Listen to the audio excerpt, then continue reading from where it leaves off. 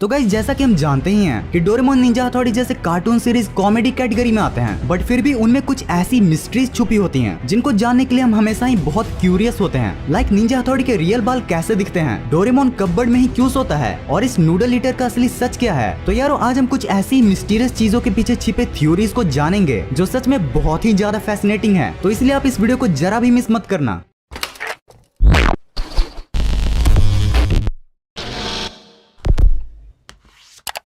ये वाला सीक्रेट बहुत अमेजिंग है। देखो यार निंजा हथौड़ी को तो हम सभी ने देखा है और जाहिर सी बात है उसके बॉडी पार्ट्स को भी देखा है, except only one, his hairs. Ninja Hattori के किसी भी एपिसोड में हमें उसके बालों के बारे में नहीं बताया गया है। इवन एक एपिसोड में जब यूमिको को हथौड़ी के हेयर के साथ मैगजीन के लिए फोटो लेनी होती है, तब भी हथौड़ी अपना असली बाल किसी को नहीं दिखाता। और गाइस सभी फैंस के लिए बस एक ही रिप्लाई देता है कि एक असली निंजा अपने सीक्रेट्स किसी को नहीं बताता, चाहे वो जिगरी यार हो या फिर बचपन का प्यार हो। अब जब इसी सीक्रेट को जानने के लिए मैंने इंटरनेट पर रिसर्च किया तो मुझे तो ना के बराबर चीजें हाथ लगी। बट फॉर्चुनेटली कुछ जुगाड़ करने के बाद मुझे जापान की एक वेबसाइट से ये पता चला कि जब एक इंटरव्यू के दौरान फुजिको फुजियो से सेम क्वेश्चन किया गया था तो उन्होंने बताया था कि अगर आप हथौड़ी के हुड को हटाओगे तो वो चिनमाकी, जिसे हम इंडिया में आवारा के नाम से जानते हैं, कुछ उसके जैसा ही दिखेगा। एंड गाइस अगर आप हथौड़ी के पापा एंड निंजास के रूल्स एंड रेगुलेशंस को ऑब्जर्व करोगे तो ये बात आपको कहीं न कहीं सही जरूर लगेगी।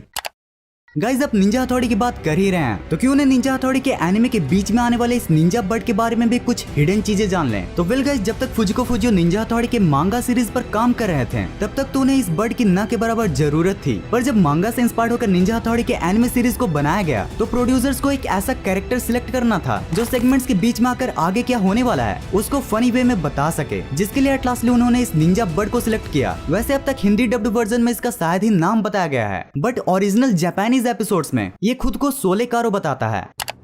यार आपने कभी गौर किया होगा या फिर नहीं, बट क्या आपके दिमाग में ये सवाल कभी आया है कि जब से शिवासी डोरेमोन को नोबिता के पास छोड़कर गया है तब से ही डोरेमोन कपबोर्ड में ही सोता है। पर भाई क्यों? वो नोबिता के साथ भी तो सो सकता था ना, जैसा वो करता है जब उसे और नोबिता को कभी कभार घर के बाहर सोना पड़ता है। तो यारो जैसा कि हम जानते हैं कि डोरेमोन फ्यूचर का एक रोबोट है और फ्यूचर में इवन रोबोट्स के भी अपने प्राइवेट रूम्स होते हैं लाइक डोरेमी। इसलिए डोरेमोन को भी शुरुआत से अपना एक प्राइवेट कमरा चाहिए था, बट नोबिता के पेरेंट्स के पास पैसों की कमी की वजह से उसका ये सपना ही रह जाता है, जिस कारण एट लास्टली वो अपना कमरा कपबोर्ड में ही बना लेता है। वेल गाइस इस थ्योरी के सच होने के चांसेस काफी ज्यादा हैं, क्योंकि एक एपिसोड में हमें ये दिखाया जा चुका है कि डोरेमोन बहुत ही ज्यादा खुश हो जाता है जब नोबिता उससे ये बोलता है कि डोरेमोन अगर हमारे पास पैसे होते तो तुम्हारा भी एक प्राइवेट कमरा होता। बट वेल गाइस अनफॉर्चुनेटली ऐसा नहीं हो पाता है, क्योंकि कहीं न कहीं ये हम भी जानते हैं कि एट द एंड डोरेमोन जैसे एनिमीसो को वहीं पर लाना पड़ता है जहाँ पर उसकी रियल कंडीशन है। भाई सारे एपिसोड्स को लिंक भी तो करा कर रखना है।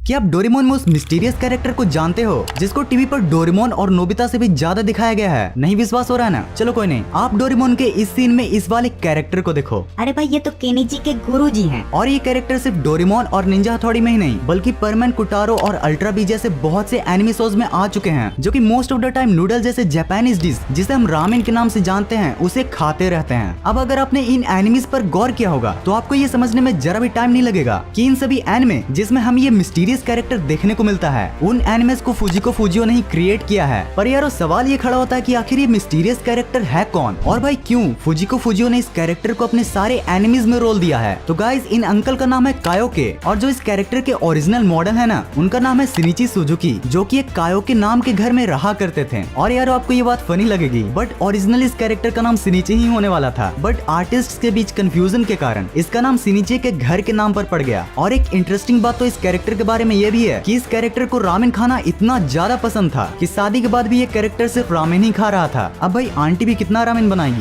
हर चीज की लिमिट है ना, जिस वजह से इन आंटी को नारी सब पे भारी ये वाला स्वरूप इनको दिखाना पड़ा। और फिर एट द एंड इनको ओकेजनली ही रामेन खाने की परमिशन मिली, #permission to eat ramen। और ये जो डोरेमोन वाला पिक्चर है ना वो उस वक्त का है जब डोरेमोन और नोबिता जल्दीबाजी में सबके घरों में घुसकर कहीं जा रहे थे।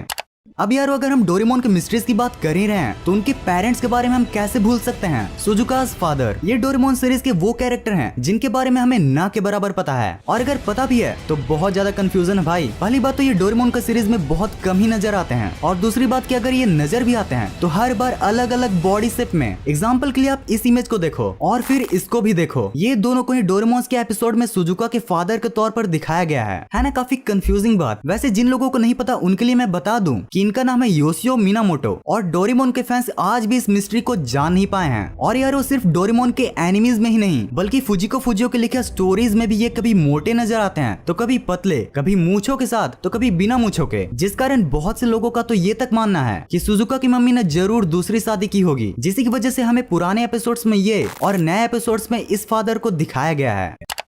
अच्छा, अब अगर पेरेंट्स की भी मिस्ट्री की बात कर ही रहे हैं तो यार वो नोबिता की मम्मी यानी मिसेस नोबी को हम कैसे भूल सकते हैं। तो यार मिसेस नोबी की जो मिस्ट्री है ना वो उनके आंखों में छुपी है। पता नहीं आपने शायद गौर किया होगा या फिर नहीं, बट जब भी शादी से पहले नोबिता की मॉम का चश्मा हटाते हुए दिखाया गया है तो उनकी आंखों को सरप्राइजिंगली बड़ी और सुजुका की ही तरह अट्रैक्टिव दिखाया गया है। बट यार वो शादी के बाद जब भी नोबिता की मॉम चश्मा हटाती है तो उनकी आंखों को ऐसा 3 शेप जैसा दिखाया जाता है।